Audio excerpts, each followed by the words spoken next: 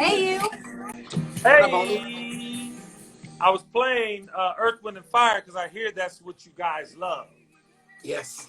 My favorite Earth, Wind, and Fire song is Fantasy. Ah, fantasy. Fantasy. Mm-hmm. You know, I was told by a superwoman that, just pick between September and Reasons and we're going to get to it. Bro, you can't go wrong.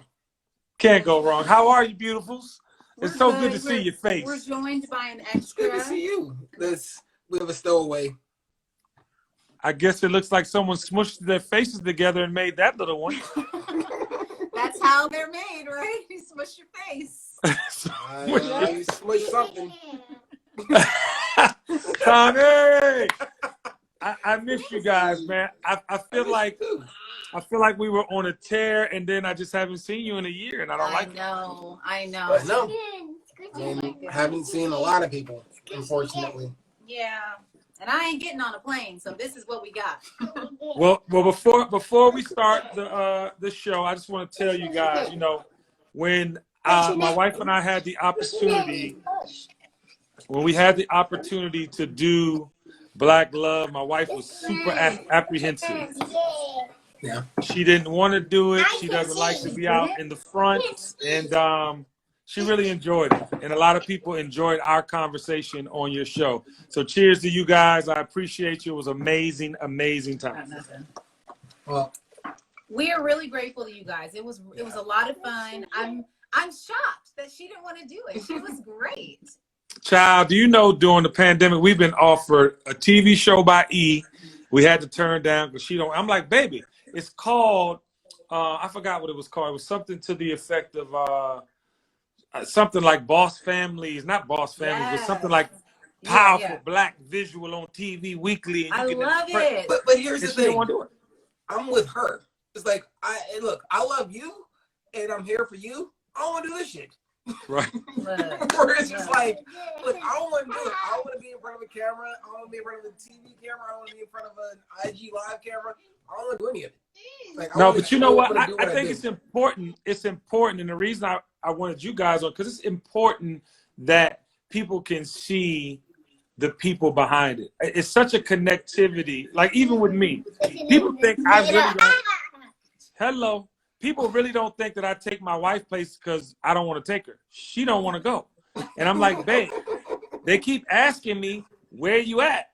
And I'm like, and I'm trying not to say she don't want to come. So I'm literally like trying to, but yeah, it helps. Teach me your ways, because I got to do the same thing. I don't care. You can say I don't want to go. I don't care what it is. You can say I don't want to go. I don't want to do it. I don't want to be on camera. I don't want to go to your thing. It's like, I'm good. Lord. Well, I want to go back. You guys started Black Love. I think first season was 2017. It was. And as I go through these titles, I just want you to have a flashback memory or moment from the episode. Wow. And I want to go all the way back. Now we're 3.5, 4 seasons in, right? Yes. Yep. Yes. So the first episode, Where Love Begins. Where did love begin for the Black Love creators? Oh, for us. I thought you were going to ask us about moments from the show. Okay. No, we're going to get all that. But I wanted specifically for y'all first. It began at the Toronto Film Festival. September 9th, 2013. She hit on me. She ain't denying. Oh, I'm supposed to say something. But no, it was great. I'm very happy and fortunate that she did. Yes, at the Toronto Film Festival, September 9th, in the Canon and Hollywood Reporter Lounge, around noon. I just flashed all of this. Cody, did you just say around noon? You remember the time? Noon. No, it was. Because we saw each other several times that day. So we met around noon. And then oh my goodness. And then I hit on him after midnight. So. What do you call hitting on? Cody? First of all, let's be clear. I only use that verbiage because he does. I would not have called it that because I tell him about that part because you tried to call me out. So we had seen each other a couple times that day, and I had already introduced myself and given him my card professionally. I did not want this guy to fall off this chair. And so you got him.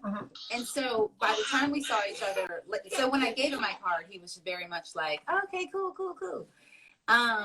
So when we saw each other later that evening, all I said was, when do you leave the festival? And he said, we leave on Saturday. And I said, well, we leave on Wednesday night, but we don't work on Wednesday during the day if you wanted to like chat. And then he said, are you hitting on me? So I said, I don't know. That's what happened. Weren't you? Well, why do you keep asking me? Those are your words. Those are your words. Why don't you just own it?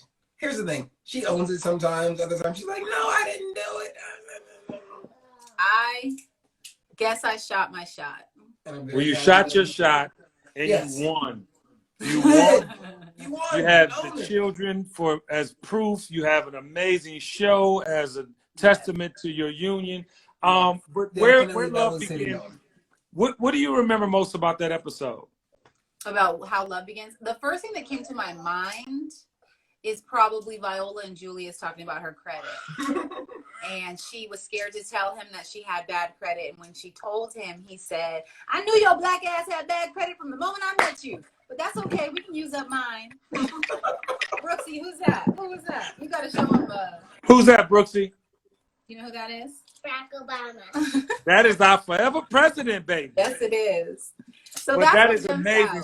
So from that show, you got the whole credit when Viola said she had. So Viola had bad credit. I didn't know that. She did. Fun fact. She told everybody. I didn't spill the beans. Right.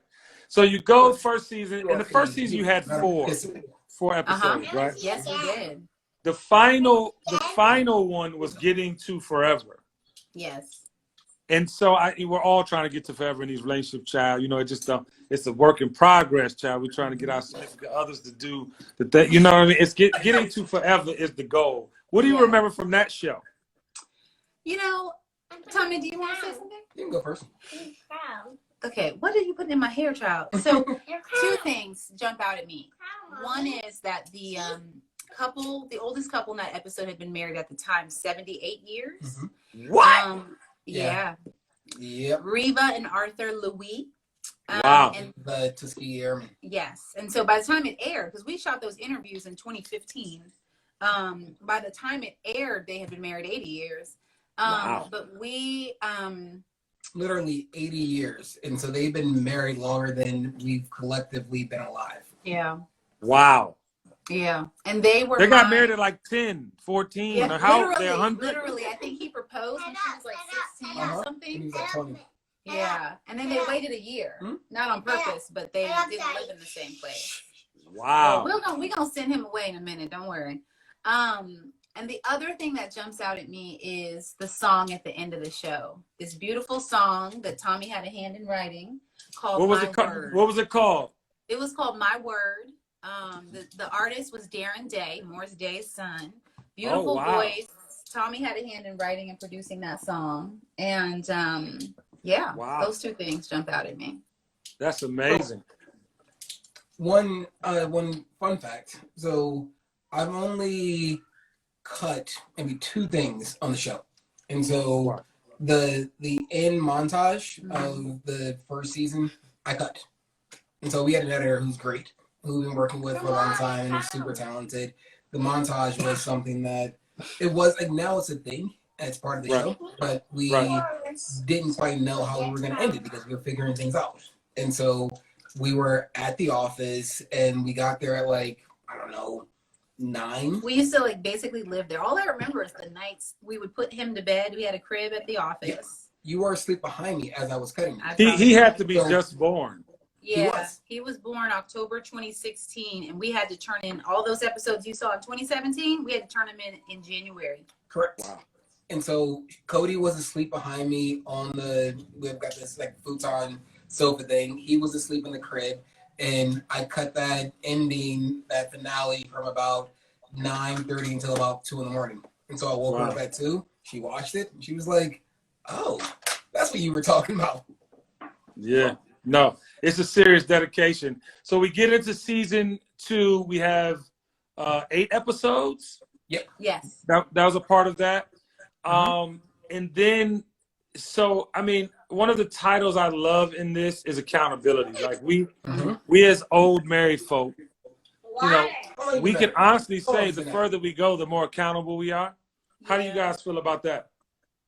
I mean, I think it's probably a word we use a lot. Tommy's a big accountability person, marriage or not. He's very much like, do what you say you're going to do, no matter how small or large. So it's a lesson for me. That man got presidential qualities. But it's also about taking responsibility. And so it's not just for other people, it's for yourself. And so owning when you do something wrong, not saying that it was because of somebody else or something else. And so like, if you have a part in it or you are responsible for it, own it. Otherwise, you are very likely to repeat the same thing because you didn't actually diagnose what the issue was. You just did what you needed to do to make you feel better right then. But that's not good. And so as a person in business, as a married person, look, if I fuck up and I don't own it, well, then I'm going to do it again because I put it on some externality. That was for you, nephew. He was waiting. But funny enough, or not funny, that episode's it was very much about infidelity. And we chose that name in part because in all of our experiences doing interviews where couples had experienced infidelity, these people were very accountable, right? Like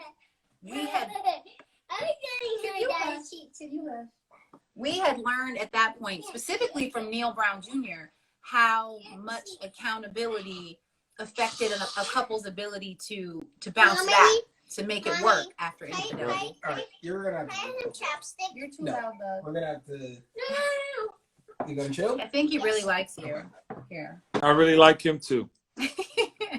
So that's really what that episode was about, but it felt like the right title because there was so much, with the exception of one couple, but there was so much accountability from those individuals, like verbal, really thinking about what they'd done, why they did it, apologizing, meaning it, proving it, and it just felt right. Felt like the right time. What do you think? I mean, you guys, it's not like you know these people very well, and they seem to open up and tell you everything. Like to be that, and I'll be one to just they come in your crib, ladies and gentlemen, and they set up like they've been there. Like they come in, they get hella comfortable. But no, seriously, these people really like they trust that you're going to frame it properly, and clearly they're comfortable with sharing it. But like, as I've watched a number of episodes dealing with infidelity in specific, I mean, they go all the way in. They get to crying, they get to going and whooping and whopping. It's like, oh, yeah, this is a safe space. Let me throw this back at you. How about you tell us? And so, why did you feel comfortable talking to us? Why did you feel comfortable with us in your living room? Yeah, you know, I'm a person that embraces light. Like I see people, you know, I see not just the human form. I see people's spirits. I feel aura. I mean, you guys know by the time you left my house, love you too. All right, That's true. I'm gonna send you some of that in the mat. Like we were, and so I think, you know, I choose to do that, even in this time that we're in now. Like, you know, I refuse to believe all white people are bad. I refuse to, you know, dive face first into the angry person I could be if I wanted to be. I want to be open to receive, and I think you guys are the same way. And that's what I love about the platform, because you do feel comfortable. You do feel like I'm talking to my brother and sister, and you know, people, you know, share, and I think it helps others, and more importantly, outside of the people being interviewed along with yourselves, because I'm sure you get game from the people on your shows as well and implement it as you see fit. But I felt like so many people that watched our particular episode was like, to this day, like every week. I'm not talking about like every week since the show, somebody has, yo, I did this, I tried this, yo, you know, and so yeah, it works. We're kicking him out. Bye, love you. He gave you some Barack. You missed it. He gave you Barack Obama. We might need that, because we have a doll that is missing a foot and an arm. So we're going to need a new Barack Obama. Yeah, no, the bobblehead, my bobbleheads, you know, I would get these, I would have these conversations during TKBS, during quarantine, and people would say things, and I'd be like this, and then it became, we're the bobbleheads. Yeah. We need to see the bobbleheads. So. Well, I mean, Tommy will be back in a second, but really, we've always tried to approach it like two couples just chatting, right? And so we, from day one, we sat down with our first couples, and we would say, like, look, help us. We're just trying to figure it out. We were engaged at the time. So we were like, just help us get to where you are, whether that's 5 years or 17 or 30. Like, and I think that that's helped people to feel like, well, I don't want to steer these young folks wrong. You know what I mean? Yeah. So that part, you know, that's what we try to do is ask the what questions did you want to know. What did you guys being, you know, younger in marriage years than my wife and I, what did you guys get from our particular episode? You know, a lot of the times we see different things, right? There's the collective, we learned this, but I don't know that we've had that conversation about you guys as much as for me. I felt like Jessica she was juggling the parent businesswoman, right? Like she was trying to figure out how to do the best possible thing she could for her family, for business, like for herself as a businesswoman, Howard educated businesswoman up in here. Hey. And I'm definitely in that place, right? I'm definitely like, I love what I do. I love the ways in which I have been able to support him, mostly prior to the show, but figuring out like, man, I'm deeply ingrained in these kids and the amount of time and energy that takes, and that I see myself in her shoes later as they need more and demand more, and as his schedule and commitments grow and grow and grow, you know, that for me, I was like wrapped right.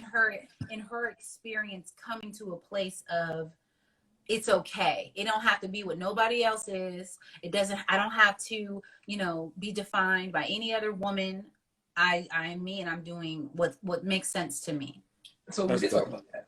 We did? Yeah, we did. We talked about how you talked a lot about her and how she was, and how there were things that were goals from the. Oh yeah, then I bought her sweater afterward. I bought her sweater from the style to the way that That's she true.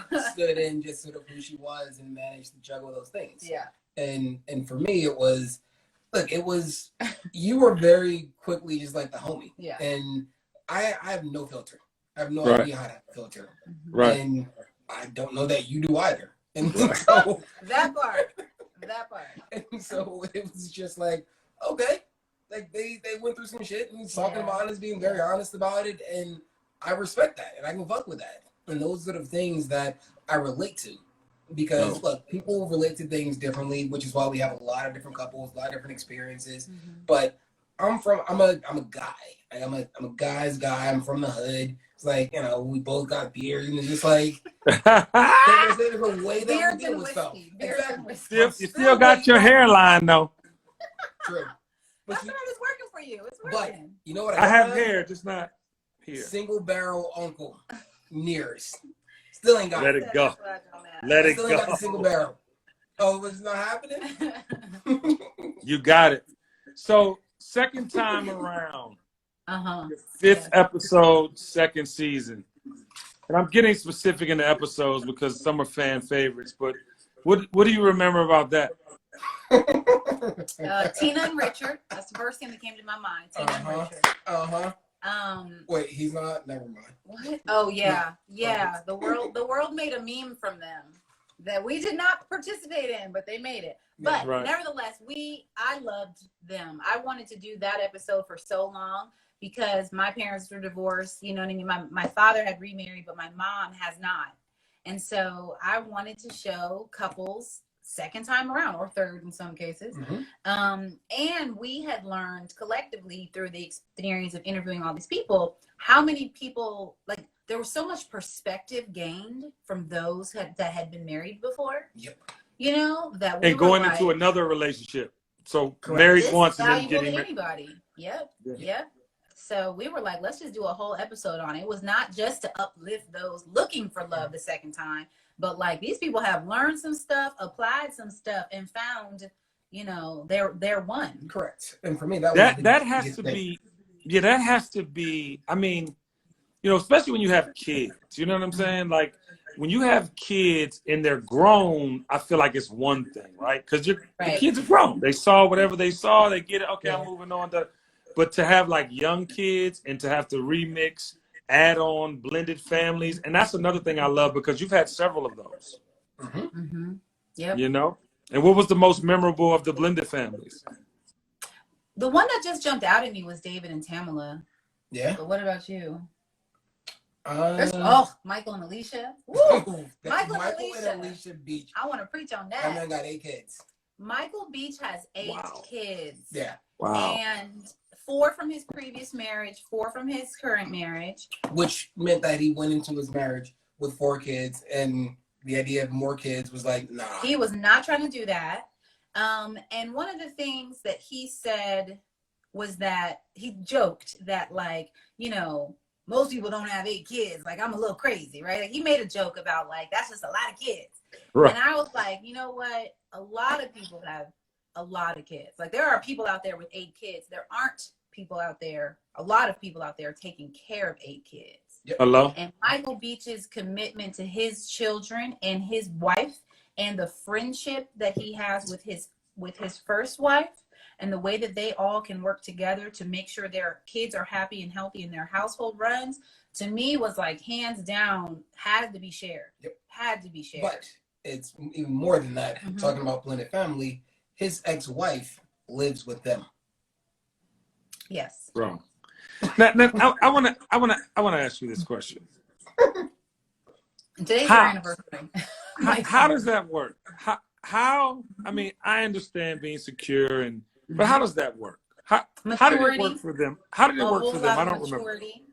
It stemmed from lots of different circumstances, but the core of it is him wanting to take care of his kids, and so I think that and they shared this, but that at some point it was the temporary solution that, you know, his first wife and I think 1 or 2 of their kids all moved in with the new family, I guess. They already had a good relationship, but it just turned out with all of his travel, he's, you know, an actor, with all of his travel, these 2 women were there for each other, right? That's a lot of kids either way. And so there was a sisterhood that developed and I'm gonna go back to a whole lot of maturity, that it wasn't even an issue of like, oh, you used to be, you know, they have a friendship. And he also mentioned that his first wife, they've known each other since college. This was decades of deep love, not just romantic love, but like, I love you. I want to make sure you're okay forever. He said, she's the mother of my kids and I want to make sure that, you know, she's good. So respect and maturity, I'll say. I praise them heavily. So I try to make sure I get that. Somebody on the feed said he must be rich. They did say that a lot in the comments. Michael Beach.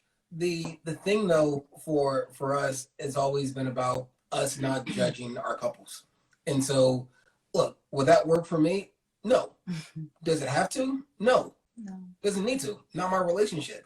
And so I'm not in that relationship. I don't get a say in that relationship. And so for our show, it's not about passing judgment. It's about looking at what works for people and being able to share that accurately and fairly. And that's it. Right. And I'll add, you know, my judgment comes from a positive bias, which is that I, like I said, was a child of divorce and my parents didn't get along. And so when I hear stories like that of people making it work, however they make it work, I agree. I'm like, we need more. I agree. And you know what, little bro and sisters, we haven't talked in a while. I actually, you know, I grew up single parent home as well. And I never dealt with my childhood trauma until COVID. I just, because I've never sat down for 4 months. I've never in my life been still for 4 months. And that's why, like, you know, when you think about like us, we wanted to make family work because I didn't know what family looked like. I didn't know.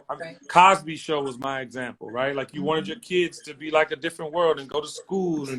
But like, you know, you kind of like, go through this process of elimination. Okay, well, this is happening now. Social media is more relevant than when you grew up. I mean, it's a whole thing. Like my mom literally just left and she was like, your kids are very fortunate. I was like, I know. And, they need to, they have to have something to feel like they need to work a little harder. Right. And I'm like, well, Mom, I think it's different from when you grew up, when I grew up. If Kenny, for instance, who just got into Kennesaw State University, going to be playing D1 basketball. But if he has the opportunity to work hard on his dream, focus on that dream, and he achieves it, I think job well done, work done. But I don't see it happen. Right. He doesn't have to walk 4 miles to school, or you know what I mean. And I think it's learned, and that's why I love about the show, because you get to see so many different things. To your point, and you can identify in all of them, really, because you know somebody that has a similar situation or stitch in their relationship like theirs. But I want to go to the end of that season. Wait, can I say something about you really quickly? That was important to me, and I didn't know it going in, but you said it in the interview. How you hadn't been to college, right? Like, and for you to have a successful career, a successful marriage, not that that has anything to do with college, but to be successful in the things that matter to you, that's an important example to show. You know what I mean? And so while you're right, hopefully people look at the show and they find that they see themselves, or they see someone they know. But hopefully somebody who might meet that man who is 25 years ago is like, oh, he might be my Kenny Burns. You know what I mean? So hello, you better say all of that. No, but it's ironic you say that, because from the interview, I would get the clips of like, when she talked about her degree, and then I had came back and I said something about like there were certain clips that were like by the hundreds, and people would post these moments, and it was more of a connective thread to what you're saying. Like people are like, because Jessica saw in me what I like. We have the same identification like process with people. I see you. Okay, I know what you could be. Before you say one word, I'm going to give you this. And she gave me that off top and encouraged me. Even when I think for me, the final thing is, and I think I mentioned in the shows, you're Kenny motherfucking Burns. I get that. Yes, you did mention that. I think that was in there. Yes. I've seen that over 100 times. But that was it for me, because it's the battery in your back that your partner needs to give you. It's the encouragement, the reinforcement, and but thank you. I appreciate that. Somebody's gonna find their Kenny Burns one day. End of season 2. Love That Lasts. Okay, say that again. Tommy got a call and we had to hit decline. What'd you say? Oh, just Lord. The last 10 seconds. What was your question? The end of season 2. The last episode was Love That Lasts. What was most memorable about that one? Season 2. What was most memorable is that I had twins while I was editing, so I don't remember. Torture. Love That Lasts. Why don't I don't even remember like the main. Oh, I got it. So what was probably most memorable about that was Bernard and Shirley Kinsey. They are a Los Angeles couple that we met, that honestly, I'm trying to remember how we met them. Through the interview, right? Someone had put us on to this couple who'd been married 50 plus years, who's known for having like the most significant African-American art collection probably in the world. Wow. And we wanted to interview them. And my biggest worry going into it was like, or when we got there was like, people gonna look at, before we talk to them, people might look at them like, oh, that's unattainable. They look too nice. They look like they got money, and talking to them and how they got to that 50 plus years between, their very humble beginnings in Florida. Oh Lord, we opened that with the fact that they went to Florida A&M and they met. Damn you Rattlers. Shirley she was put in jail for protesting. They were trying to desegregate the movie theater, and she went to jail for protesting. Oh, hush. And did they meet right after that, or they went on their first date right after that? But she jokes he met me, you know, after I got out of jail. That's her joke. But anyway, just the rich history of this couple that been together so long and everything that they built together from this incredible art collection to which has been everywhere from the Smithsonian to all over the world. Wow. Disneyland to just all over Disney the place. World. Disney World. Sorry. Wow.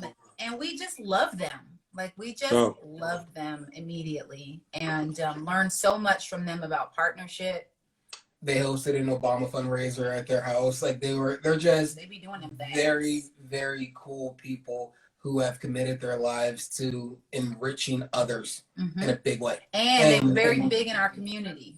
He worked for Xerox for a long time and was a critical component to making sure there were more Black people coming into the company. When they got a little bit of money, they would buy up houses in one neighborhood and then rent them to the Black people. So they could all live together and be a community and be a village and raise their kids together. I'm like, straight up. I love that. So you've been in some amazing houses. This art collection must have. I mean, Ernie Barnes. I mean, did he have like he had everything? Huh? Everything from all over the world. From all over the world. They had everything, and so they have so much stuff. They have enough for a number of simultaneous collections while still having stuff in storage. Anybody who's watching, Google them, Shirley and Bernard Kinsey, because their exhibits have traveled. We're under COVID now, but look at where they were at the Toyota Museum in Dallas fairly recently. Yep. And so it's called the Kinsey Collection. The Kinsey Collection. Wow. And you've been to some amazing homes. Without getting too specific on people's homes because they trust you, give me top 5 homes that you ventured to. Top 5, and we're talking. I'm not going to do top 5. I'm going to say one thing. Okay. So I before this, I'd never been to, and I've been to a lot of gated communities. It's like we got fancy friends, but there was this one time we went to a gated community, and then inside that gated community, this house had another gate inside. Yeah, and so super fancy gated community, and then inside that a whole nother gated property in there. Wow. Are we going to say who that was? No. Oh, okay. We're not going to say who that was. You don't have to say who it is. Just you can give descriptions like that. Gated community means you want your privacy. Yes. And then another, as far as just decadence, like not to say that house was actually beautiful and normal, but the level of privacy. Nice. Yeah. But as far as decadence, there was one in New Jersey. There's an area of New Jersey. Look, biggest house I've ever. Yes. And I'm from Texas. Houses be big. Dude, this house land. Giant. It was giant. Yeah. Giant. Lots of property. There was a basketball court. Right. You could fit your house and my house and our house in the basement. Wow. It was insane. Wow. Yeah. So the walk-in closet. Oh yeah. Was. Oh yeah, but that was a gift. Yeah. Anyway. That was I did wrong gift for the wife. But yes. That was the biggest one. Yes. We have been in some very nice houses. Nice. Season 3. Did we come in season 3 or season 3? Was season 3? Yes. Yeah, best season ever. In the beginning. In the beginning is the first episode of season 3. Who was on that show? Latoya and Tommy. Latoya Luckett. Y'all's friends. Yes. Our great friends. Who else was on? Just see, you got me all trying to remember stuff now. Terry and Rebecca. Terry and Rebecca. Cruz, right? Yep. So that's what I want to talk about. I bet you did. You wanted to talk about him that day. We came to your house and you were like, you had just interviewed him, I think, or something like that. You ain't slick, Kenny. No, I'm a journalist. I'm a journalist. I'm a journalist. I have questions. You're right. This episode was a little, Terry has been, he's been vocal, in my opinion, at the wrong times, at times. And, watching that episode of the cruise, it was just like, whoa, this is like really who they are, like as a couple. Yeah. So that was a very interesting, and I'm sure one of your more popular interviews. Yeah, I mean, so they were in, how we spread the stories across several episodes, just kind of depending on what people talk about. So they were in that first episode about how love begins, and then they were in the infidelity episode of the season. Right. But yeah, I mean, I would say it was probably popular because people don't get to see them in that way. Yeah. Both from the initial meeting to the emotional discussion of his porn addiction. I'm gonna say infidelity. Yeah, I'm about to say porn addiction. It wasn't Yes. Yes, correct. Porn addiction. How do you get emotionally upset about what? I don't know. It's not like animals. You know what I mean? It's like you watch. I don't know. I'm not gonna address whatever you're saying right now. But we love Tommy and Latoya. We ain't stepping in it. My name is Bennett. Bennett. Yes. It's truly. I got nothing, no tea there. Y'all saw everything we got. All right, great. And so then you got Mountains and Molehills was another one of my episodes. Talk about your favorite moments of that. Mountains and Molehills. That was about getting over hurdles. Mm-hmm. And I want to say this while you're thinking about it. You know, in relationships, we have many ups and downs. And I like the conversations in this particular episode because it's like you really think you're going through some shit. Right. And it's really in your mind. It's not right. as crucial as you make it seem, you know? But Which what's stands out from that? And so I've always been a big proponent about the idea of just perspective. Perspective is incredibly important. And that's one of the reasons why we did the show. Because there are these things that you think that they're giant, crazy issues that, oh my gosh, I can't believe that either of you is doing that. Right. And you realize that it's completely normal and everybody deals with it. But if you don't know that, then you don't know that. Yeah. If you don't know that a 4-minute mile is achievable and it's like that'll never happen, then you're just going to be like, well, it's not going to happen. It was like, oh, no, that's a thing.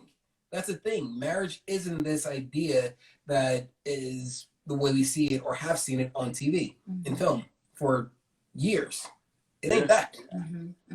But if you don't know that, then you are setting yourself up to compare it against something that is not possible. Hurt people. Yes, that is a thing my mama says that I repeat from time to time. That's fact. And so we definitely try to just expose, as you mentioned, childhood trauma that you ain't even dealt with. Like we definitely try to expose people's efforts to understand themselves better, or the way that we are exposed when we're in relationships. So we try to just share that as much as possible. But Mountains and Molehills is funny because I don't remember like the specifics of the episode. But that is essentially when we try to talk about like everything from pet peeves to, those things that, to therapy and like the need to undo the childhood trauma a lot of times. Yeah. One of the things that has come up a couple of times is and I think this was the season 2 where stop acting like things are deal breakers if they're not deal breakers. Who said that? Tammy Franklin. Oh, love him. Yeah. Somebody just had a good one. Somebody just had a good one for you guys. Have you ever thought about disabled couples? We have. We have. We've actually done a couple of them. Yes. Wow. And we are always, for the first time ever, actually used a casting agency to help us with For season 4. non-celebrities for season 4. So it's been fun to sort of try to get more, because previously we were like going in the DMs and people just find us and give us suggestions. But yes, absolutely. Well, I like all of these topics of the show, these titles of the show rather, and I like them because it leads me to this next conversation I want to have with you guys. The Black Love Summit. One of my favorite things, I wasn't quite used enough on the last one, but I'm sure going forward. Yes, but I really, really like that. I love the openness that people come with to the events. I love, how the conversations always start somewhere and go somewhere else. There's a whole lot of fun and laughter and jokes outside of the seriousness. I think the one I was at, there wasn't many serious moments at all. Maybe... we were talking about parenting, juggling parenting with your intimacy. Intimacy, essentially. That was so fun. But you were leading the humor, right? You would not let us not, talk about you and your kids. You were like, get them kids out of the house. No, I I saying anything else. Cody, I stand by that. You know, them kids can't fuck your life up. The kids at a certain age, now nephew was crawling on you, and that's the age. Let them do it. In a minute, though, gotta go. Not spank. I'm not saying spank. I'm just saying this is the sign. You gotta go. Cause I just feel like y'all got little babies. Little. You know what I'm saying? Like y'all have, and y'all gonna have to get back to soon. You know what I'm saying? You gonna have to come here, and it's okay. Yeah. And that was my point that day. But I had fun delivering the message. You did. No, it was fun receiving it. The audience definitely had fun with it. Yes. Yeah. We are figuring out the next iteration of the Black Love Summit. We were actually talking about that today, so it's funny that you brought it up. So I'm gonna leave it at that. But it's a thing. But it has to come back. COVID. I was about to say, so during COVID, because you know we're gonna have a second. Well, I'll say this year we're figuring out you could do how to present. Yeah. We could do it virally. We ain't gotta go nowhere. We could do it virtual. Yes.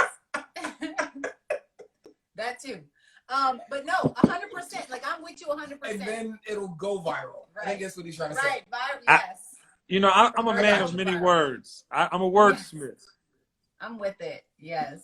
But Somebody asked no, us about couples who haven't had kids or can't have kids. And yes, the thing is, we actually pursued that for a while.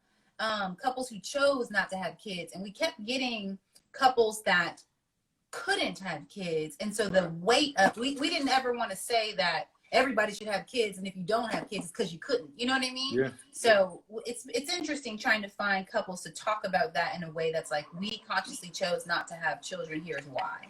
And I'm gonna tell y'all this: all the people that don't have kids and you're older doesn't mean you can't have kids, but kids are to be had in your youth. And I don't mean, and I'm sincere about that. Patience you're gonna have older.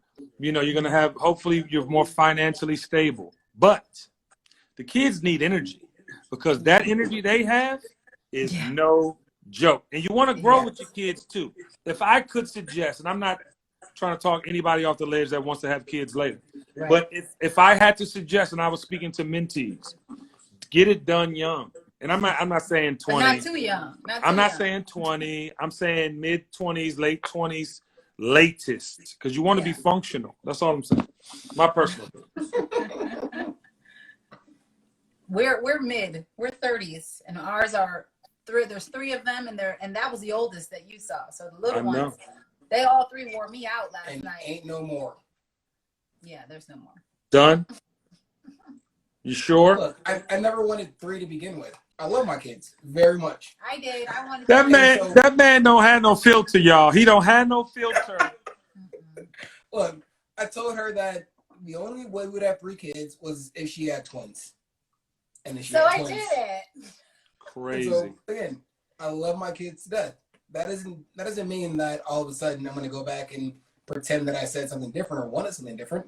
You adjust, you figure out what's going on. And so again, I adore my kids very much so. That was not the plan. Absolutely. First of all, just shout out to my cousin who lives in South Africa, who is on here and asked. Hey. We'll talk about it later. All right. What happened? I missed it. What happened? He said, "Why not? Why are we not having more kids?" Because they tired. Yeah, we tired of all the things, and they're expensive. Can we be clear? The new kids will be businesses. Not for you. We're different, right? He's done because he was done before the second twin came out. But I'm like not trying to convince him for another, because I'm like, I'm really trying to do all exhaustion and money. And not that we don't, we're not okay, but I'm just not trying to divvy it up any longer. But for me, it has nothing to do with money. It's everything to do with the type of dad that I want to be and the other things that I still have to do. And so I'm not going to be able to be as present as I want and be the sort of dad that I wanted for me, or the type of dad I want to be for my kids, if I've got to then divide that amongst 4, 5, 6, whatever. And so that was always the issue. I wanted to be able to really be there, to be able to show up for stuff and not have to just bounce between one thing or another for 15 minutes. Right. And you guys are exceptional at balancing, right? You have this show, you go to people's houses, you shoot it, you edit it, you have 3 small children. What advice would you give to young up and coming entrepreneurs that think you can't do it all? You can go. No, I made a face because we do all of those things, but I wouldn't say I am exceptional at balancing. I am like up to here, just like Cody. You do it. You do it. You do it. It gets done, but it gets done for me at the expense of me and probably us. Meaning, you know, my number one issue with myself is that I'm not carving out time for me. Like at the end of the day. Got so, you know, trying to figure that out. And then that comes in the form of not eating right, not working out like I want to be, like not meditating, like not taking care of me. So I want to be real. We get a lot done, but it does come with a price, and that price might be different for each of us. And I also think he's way more functional than me. So that's why I say he should answer. What advice would you give, Tommy? I think it's about being focused and hyper focused, and people oftentimes they confuse effort with results, and they do a lot of busy work. And then wait. That's a tweeting moment. The effort what? They confuse effort with results. True that. And so it's so true. And as in you're on a goddamn hamster wheel and you're exhausted afterward, but you don't actually go anywhere. And so how do you align the work that you're doing with the results? Because once you do that, then you can start stacking those. Then you can start leveraging those wins, those small wins, into bigger wins. And when kids came into play, for me, it made me even more focused and more efficient because the opportunity cost was so much higher. And for me, again, what that means is, look, this other thing that I'm doing, it better be fucking worth it. And I better make sure that I'm putting in the effort that I need to, because I could be spending time with my kids or with my wife. Right. And so it's about being focused and working hard, but working smart. Free Tommy, wisdom. Tommy, how many guns do you have? Ooh. Enough. You know, this is the thing about you, Tommy. And I, wait a minute. I literally, so I'm going through, I promise you, like you've been on my list, outside of this, I've been meaning to call you because we got strapped up at the beginning of COVID. I'm not a gun guy because I'll use them. You know what I'm saying? I'm a felon, so that means she had to buy the gun. So my point is, I wanted to call you because I knew you had a small arsenal, and I wanted to know about. I really did. I swear to you, I thought about you, and you've never told me that, but I knew it. So it's the idea of it's better to have it and not need it than need it and not have it. And as a protector, as a husband, as a father, the last thing I'm going to do is to allow my family to be unprotected. And I don't play with them. You don't look at them. You don't do anything. But they're there. It's about being responsible. They're there. It's about the other thing that related to sort of business, which is also related to this, is the idea that luck is the intersection of preparation and opportunity. And so wait, tweetable moment. Luck is the intersection of preparation and opportunity. And so in thinking about what to do, people oftentimes aren't able to take advantage of the opportunities that are presented to them because they didn't do their part beforehand. Mm-hmm. They weren't prepared for it. They were out wasting time doing whatever. They were out wasting time watching whatever instead of doing something that was actually going to make them better or put them in a better position. And then they lament about not being able to move forward while they're sitting on their ass doing nothing. Wow. You know, I wanted to ask you guys about this. We got a couple more minutes. Obviously, I can go for hours because my Instagram is set up like that, but I don't want to take all of your time before my nephew comes barging back in. Right. But we're in a tumultuous state, right? We are in a weird time in our world, right? And I feel strongly that, George Floyd obviously was the last straw in a sense. The third eye is open. Everyone is now like, nope, nah, this has to come. I mean, we've never seen this in our history. I mean, people might have done one-offs with statues or one-offs with this. I'm talking about every day, all day. Never seen this many white people ever speak up and speak out, corporations included. With that, I think that there is a real revolution, and I'm not talking about armed revolution where we're going to really go overthrow the government, but I feel like there's a revolution, and after this, everything will be different, right? The way we socialize, hygiene, so many different things. What is your take? What is your take on what's going on right now in America, in the world? You go first, Will. I mean, I feel like, honestly, you said it, but I don't know if I have the same confidence, right, that you have. I definitely feel like everything's going to be different, for all the reasons, for the COVID reasons, for, you know, the movement that we're all having against racial injustice. And there are people speaking up who never have before. I just don't know if they will continue. And we need allies. We need non-Black people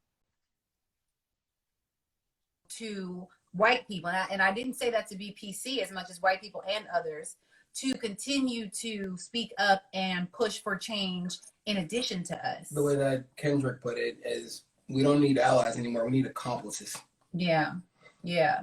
And so because they've never shown us that their commitment before, now we're seeing it and it's like, this is good. Great. I have a little bit of maybe doubt that they will continue speaking up. So I hope so. I think a lot of conversations are happening. I think that not most important, but also as important for me as a mom of young kids, because each of us is having to deal with this differently as parents.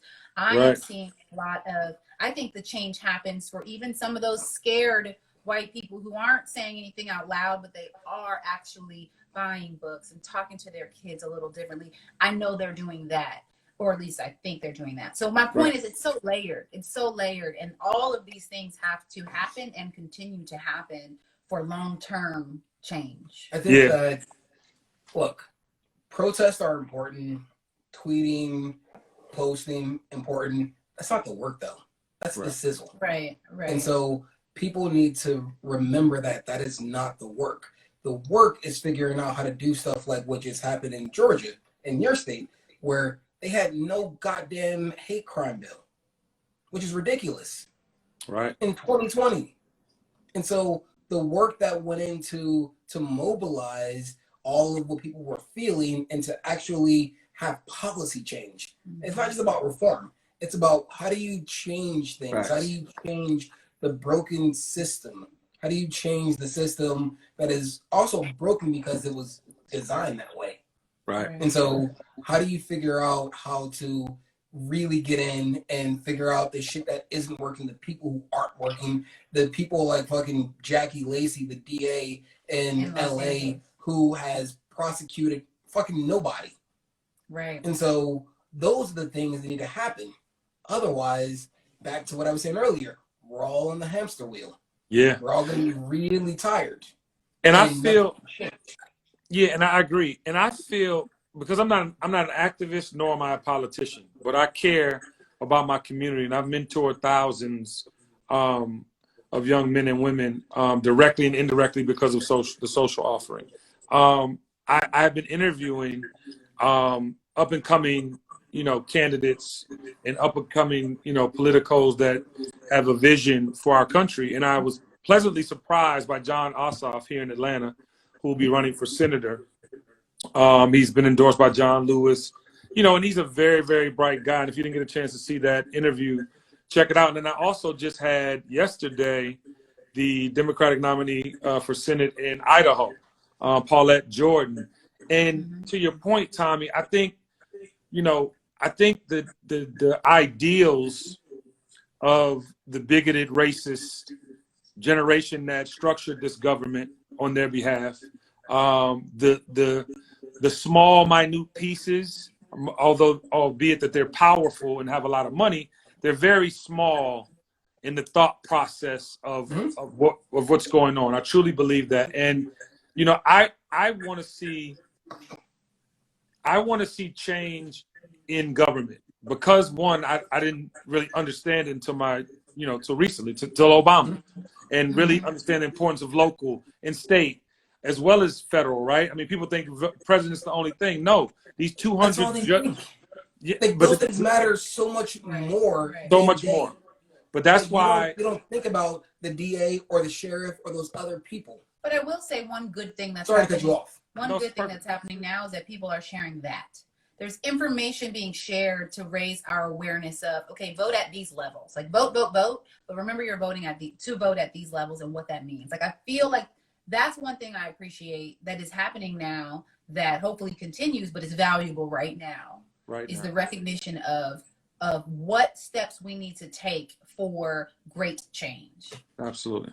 And I just, I want to believe, and I have to believe that it's going to turn around. It might not be our generation, but for our children, we can make it better. Because I think, even talking to Paulette Jordan yesterday, she's Native American. They were treated as bad as Africans brought to this nation. I mean, they, were given blankets with smallpox. They were their lands were taken. I mean, so my point is, I think that mentality is dying. Literally, they're all in their 80s, late 70s, and their daughters, their sons. I sadly disagree with that. I think that would be nice, but I think one of the things that we've seen, courtesy of President Agent Orange, is that there are people who are our age who are bigots and who are fucking terrible people, and they are in positions of power. But they're not first generation bigots, and I say that because 9 times out of 10. They are fucking some other race. They are intrigued, if not fucking. That means their children will get it if they don't. So it's like it's a dying mentality. It's not like it's going anywhere. There always will be racist. Because, but I think race will be, be trumped, no pun intended, by class. Classist will be the mentality. You watch the Hunger Games. You watch like these things where everybody in the dome is all right and everybody else is fucking. 43 million Americans lost their jobs. Yeah. 43 million. And I know 2 million of them that's ready to run up in your house. Yeah. So we have to, get people in office that we want in office. We have to change policy. Those 200 judges that Trump has it's unprecedented, but it's also dangerous because at that level, they're the ones and you hear all these horror stories like the movie that Just Mercy. Things get presented to the court and they shoot it down locally. It has to go to the state, and it's like Trump has secured all of that. Like he has 200. Obama had 55 in 8 years. Anyway, this is not a political show. I love you guys. Please start using your superpowers to continue to educate, but throw some politics in there every once in a while too. Because I just feel like your voices are so powerful. Yeah. Would you say? I appreciate you saying that very much. And there's a lot of stuff that we can talk about offline, but trust that that's happening. Over whiskey. Let's talk about it over whiskey. Yes. Awesome. I still want that single barrel. So Tommy, I didn't send that to you? No. It's happening right now. I'm gonna send you the address right now. Text it to me. Text it to me right now. You'll have it ASAP. I know that's real. But Tommy's not playing. There's a lot of stuff that we got. But I have sent you liquor before, no? Yeah, you sent me 1856, which is great. Oh yeah, you did. But not the single barrel. Okay, I got version. Say less. No problem. Okay. Love you. So guys, listen, continue to use your superpowers for good. I appreciate you. You too. Here. And you're necessary. The show is necessary and we need it. So keep them coming. Thank you. We love you, bro. Love you too, Thanks man. for having us. All right. Send me that address, Cody. I did. All right, gang. Bye. Bye. Yo, I love them. True. Just great people, man. I'll never forget when they came to my house. They were like super just open and flowing. I actually think the twins weren't here yet. But anyway, it was amazing. They are amazing. Continue to support Black love, one of the most important ingredients in our world. So keep going. Tomorrow, very, very interesting. Oh, and BT, I got something special Friday, guys. I'm excited. Love you. Peace.